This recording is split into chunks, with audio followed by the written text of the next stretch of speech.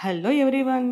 ఈరోజు మీ ముందుకి ఇంకొక 2 మోడల్స్ ఆఫ్ ఇయర్ రింగ్స్‌తో అయితే నేను వచ్చానండి. ఆల్రెడీ చాలా అప్లోడ్ చేశాను. మీరు చూసుంటారు. ఇంకా కొన్ని షెడ్యూల్‌లో పెట్టాను వస్తాయన్నమాట.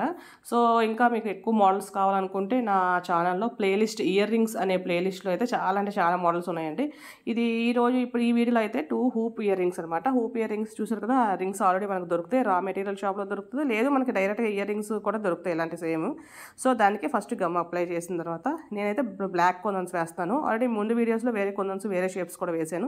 సో, అలాగే ఇటువైపు, అటువైపు 2 వైపులా కూడా అంటించాలి. కొందరు అంటించిన తర్వాత మళ్ళీ దానిపైన రెండో వైపు కూడా అంటించేస్తే చూసారు కదా! మంచి లుక్ అనమాట అసలు. చాలా బాగున్నాయి. సింపుల్‌గా ఉన్నాయి కానీ చాలా బాగున్నాయన్నమాట ఈ ఇయర్ రింగ్స్.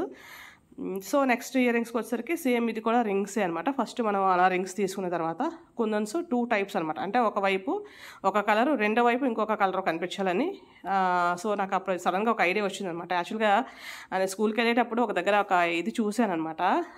సో, దాన్ని చూసి అంటే ఒక బాక్స్ లాంటిది. ఆ బాక్స్‌ని చూసి ఆ బాక్స్‌కి 2 కలర్స్ అటొకటి, ఇటొకటి ఉందనమాట. దాన్ని చూసి నాకు ఇది ఐడియా వచ్చింది.